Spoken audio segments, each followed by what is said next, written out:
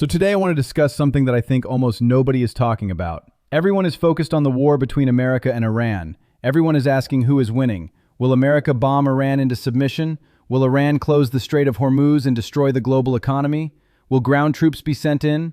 These are all important questions, and we have discussed them in our previous classes. But today I want to ask a completely different question, and the question is this.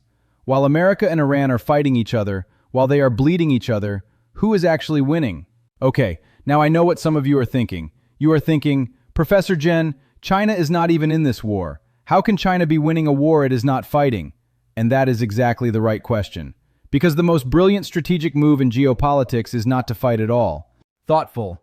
The most brilliant move is to let your enemies destroy each other while you quietly build your power, and that is exactly what China is doing right now. So, let me walk you through this carefully. I want to show you first what China gains if America wins this war. Then I want to show you what China gains if Iran wins this war. And then I want to show you the deeper historical pattern at work here, because this is not the first time in history that a rising power has watched two great forces exhaust each other and then walked in to collect the prize.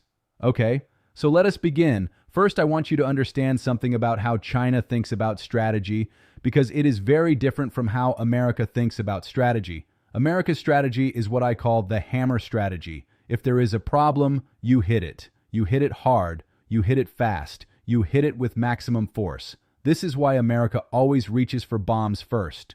This is why the military-industrial complex is so powerful in America, because Americans believe that the solution to every problem is more force. China's strategy is completely different. China's strategy comes from a book called The Art of War, written by Sun Tzu about 2,500 years ago, and the most important lesson of the art of war is this. The greatest victory is to win without fighting. Let me say that again. The greatest victory is to win without fighting. You do not waste your energy, your soldiers, your money on direct confrontation. Instead, you position yourself correctly. You let the situation develop, and then when the moment is right, you move. And by that time, the outcome is already decided.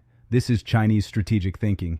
And right now, China is applying this strategy perfectly in the Iran war.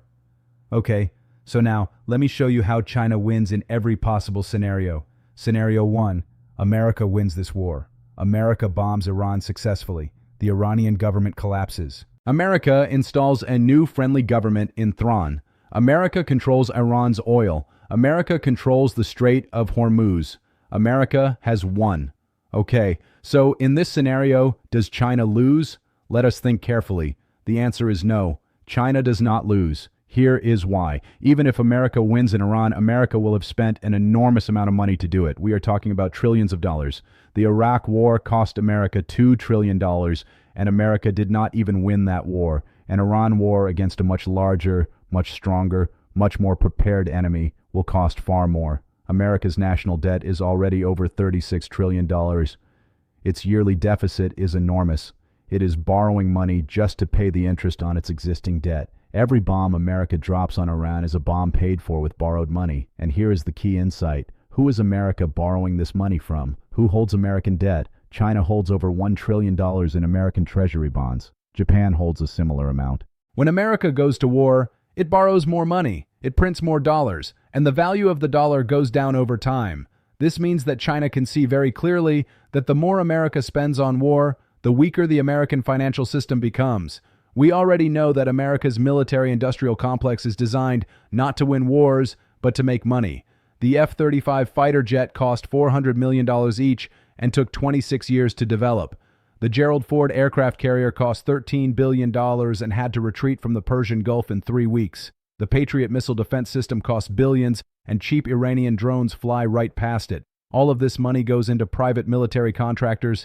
It goes to Boeing, to Lockheed Martin, to Raytheon. And all of this drains the American treasury. And China is watching this very patiently. So scenario 1, America wins the war. China does not fight. China does not spend a single UN. China does not lose a single soldier. But America is financially weaker. And a financially weaker America is a gift to China. Now, scenario 2, Iran wins this war. Or more precisely, America fails to achieve its objectives and is forced to retreat from the Middle East. In this scenario, what happens? This scenario is actually far better for China than scenario 1, and let me explain why. If America retreats from the Middle East, the entire architecture of American global power begins to crumble, and at the center of that architecture is something called the petrodollar system. I have talked about this before, but let me explain it again because it is so important. Since 1973, all oil in the world has been traded in US dollars. This was a deal between America and Saudi Arabia. The Saudis would only sell oil in dollars. In exchange, America would protect the Saudi regime. Because every country in the world needs oil, and oil can only be bought in dollars, every country must hold dollars. This creates permanent global demand for the US dollar. This is why America can print money and run huge deficits without destroying its currency. Without the petrodollar system, the US dollar loses its special status as the world reserve currency. And without that status, America cannot finance its military empire. Now, Iran has effectively closed the Strait of Hormuz. The Strait of Hormuz carries 20% of all the world's oil. About 75% of Japan's oil comes through the Strait of Hormuz. About 60% of China's oil comes through the Strait of Hormuz.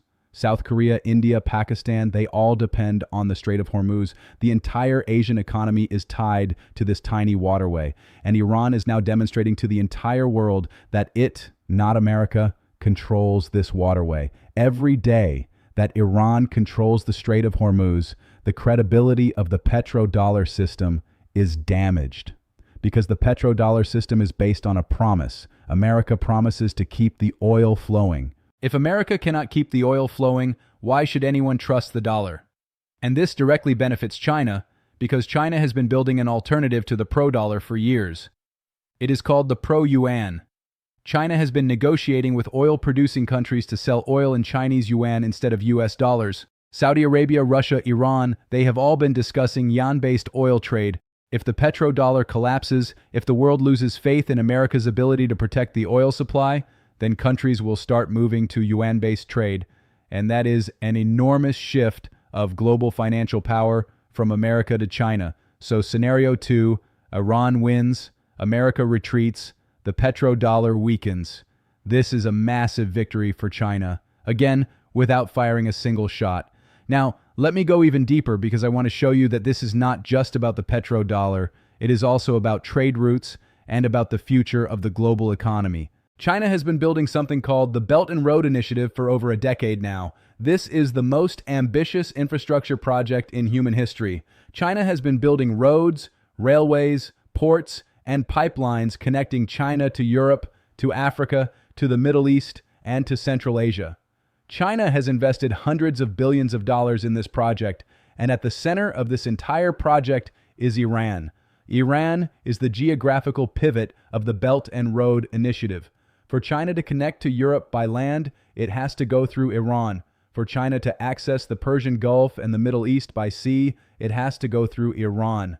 Iran is so important to China's Belt and Road that China signed a 25-year comprehensive strategic partnership with Iran in 2021. China agreed to invest $400 billion in Iran's economy over 25 years in exchange for guaranteed access to Iranian oil at discounted prices. So think about what this means. America is bombing Iran. America thinks it is hurting Iran, but every bomb America drops on Iran is also a bomb dropped on China's $400 billion investment. China has enormous economic interest in Iran, and China has enormous geopolitical interest in making sure that Iran survives this war and remains a functioning state that can serve as the anchor of the Belt and Road Initiative. This is why China is quietly supporting Iran in this war. Not militarily, China is too smart to fight America directly, but economically, China is buying Iranian oil.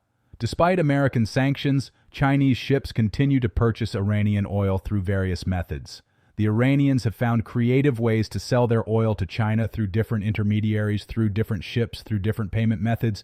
And China continues to buy because China needs the oil and Iran needs the revenue.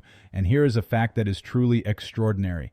Before this war started, American sanctions meant that Iran could barely export any oil. The Iranian economy was struggling. But this war that America started to destroy Iran, has actually lifted the sanctions in practice because America had to unsanction Iranian oil to keep global oil prices from going too high. And China immediately started buying more Iranian oil. The Iranian oil revenue before this war was very limited. Now, Iran is making billions of dollars more per month from oil exports. A lot of that money goes directly to China in exchange for goods and technology. So America went to war to weaken Iran. But the result is that Iran is now more deeply embedded in the Chinese economic system than ever before. This is a strategic catastrophe for America and a strategic windfall for China. Now, I want to talk about something even more important. I want to talk about what this war is doing to the world's trust in America, because this is perhaps the most important thing China gains from this war. Think about how countries around the world are watching this war. Think about what they are learning. They are learning that America will go to war based on very thin justifications. They are learning that America will bomb civilian infrastructure, power plants, water facilities, hospitals in the name of regime change. They are learning that American promises of protection are worthless if you are not strategically important enough. And they are learning that American sanctions can be used against anyone at any time for any reason. Every country in the developing world, in Africa, in Southeast Asia, in Latin America, in Central Asia, is watching this and asking the same question. Are we safe if America decides tomorrow that our government is unacceptable? Will America bomb us too? And can America protect us? Or is American protection an illusion?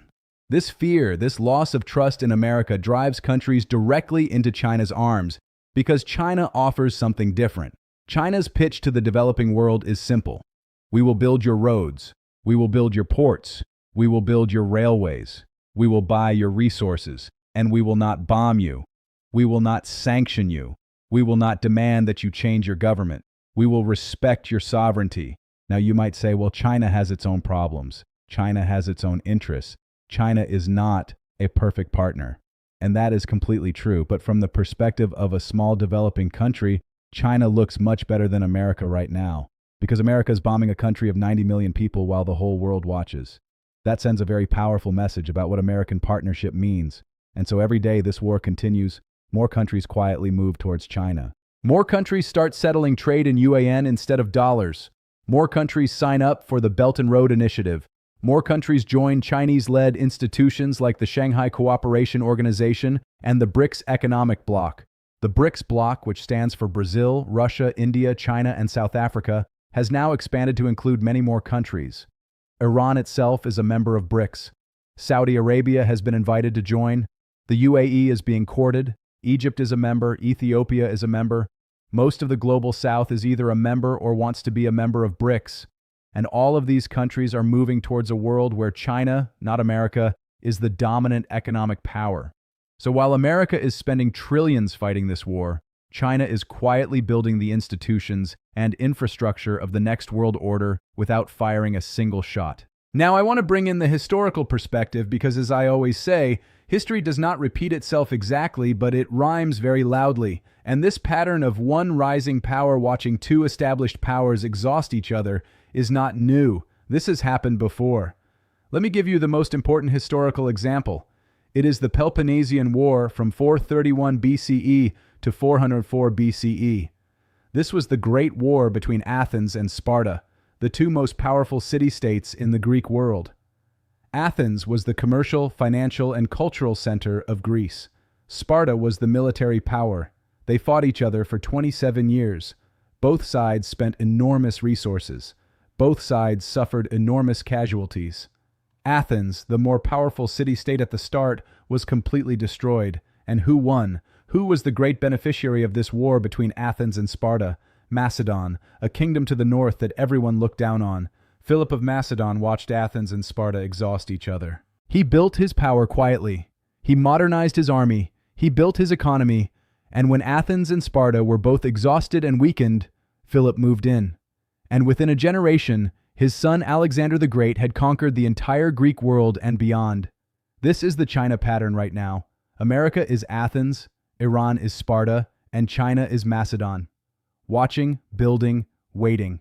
Let me give you another example. World War I. From 1914 to 1918, Britain and Germany, the two dominant industrial powers of the world, went to war and destroyed each other. Britain won technically, but Britain came out of World War I deeply in debt, its economy weakened, its empire beginning to crack. Germany was crushed. And who was the great beneficiary? America. America came into the war late, avoided the worst of the casualties, and emerged as the world's leading creditor nation. Within 30 years, America had replaced Britain as the dominant global power. China is following exactly the same playbook. Let the existing powers exhaust themselves. Build your own strength quietly, and then when the moment comes, step into the vacuum. So now, let me bring this all together. I want to show you very concretely what China is doing while this war is happening. While America is spending billions bombing Iran, China is building. China just completed its 15th five-year plan. This involved 2 years of consultation, expert committees, think tanks, leading academic specialists across the country. It is a comprehensive, serious plan for the next 5 years of Chinese development in technology, in manufacturing, in infrastructure, in energy, in education. What does America have? No plan. We discussed this before. The American government has no 5-year plan, no 1-year plan, no 1-month plan. Everything in Washington is improvised from morning to night. The decision to bomb Iran was made by a handful of people with no plan beyond the initial strikes. And when Iran fought back, when Iran did not simply surrender as expected, there was no plan B. This tells you everything about the relative position of these two countries right now. One country is planning decades ahead. The other cannot plan 2 hours ahead. And while America has no plan, China is buying up resources across the global south. China is the largest trading partner of most African countries. China is the largest trading partner of most Southeast Asian countries. China is the largest trading partner of most Latin American countries. While America was spending $2 trillion in Iraq and Afghanistan, China was building ports in Pakistan, railways in Kenya, power plants in Ethiopia, roads in Central Asia. China was making friends, America was making enemies. Now let me talk about the most concrete way China wins from this war. Oil. China is the world's largest importer of oil. China needs oil to power its factories, its cars, its cities. And the Iran war has created a situation where China can buy oil at a discount. Here is how. Iran needs to sell its oil to survive, but American sanctions make it difficult for Iran to sell to most Western countries. So Iran sells to China at below market prices because China is one of the few buyers willing to take the risk. This means China gets cheap oil. Cheap energy means lower manufacturing costs. Lower manufacturing costs means Chinese goods are more competitive in global markets. And this comes at a time when American tariffs and trade wars are already disrupting global supply chains. So, the Iran war is paradoxically making Chinese manufacturing more competitive. While American businesses are struggling with higher energy costs and supply chain disruptions from the war, Chinese manufacturers are getting cheaper oil. This is not an accident. This is the structural reality of the current situation.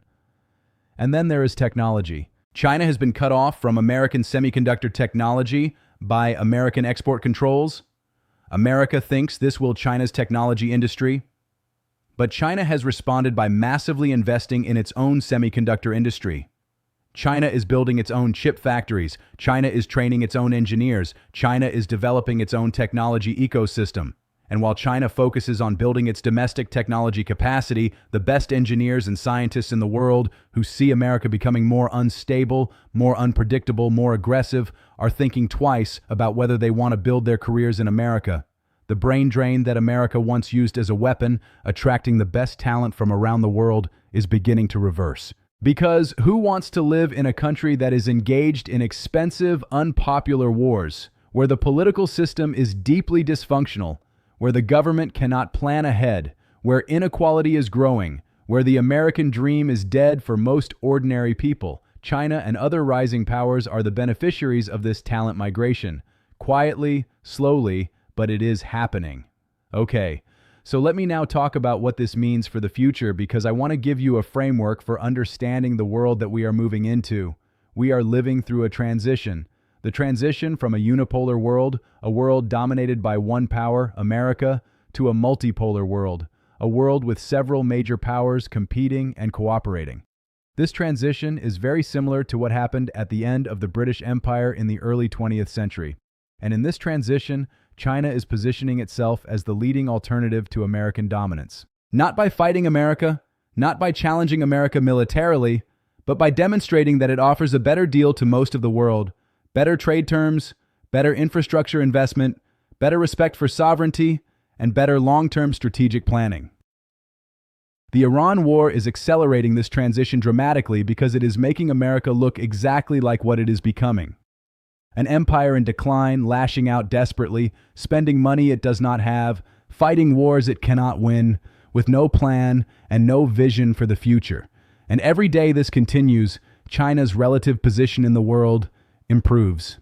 Not because China is doing anything dramatic, but because America is destroying its own credibility, its own finances, its own alliances, and its own reputation, one bomb at a time. So when we ask the question, who wins this war? The answer is not America, and the answer is not Iran. Even if Iran survives, the answer is China. Because China is the only country that benefits regardless of how this war ends. If America wins, China has a weaker, more financially exhausted America to deal with. If Iran wins, or more precisely, if America fails, then the petrodollar weakens, the Belt and Road gains strength, and the world moves faster towards a multipolar order with China at the center. This is not luck. This is not accident. This is strategy. Ancient Chinese strategy, the strategy of Sun Tzu. The greatest victory is to win without fighting. And so I want to leave you with this thought. The most important geopolitical actor in this Iran war is not America. It is not Iran.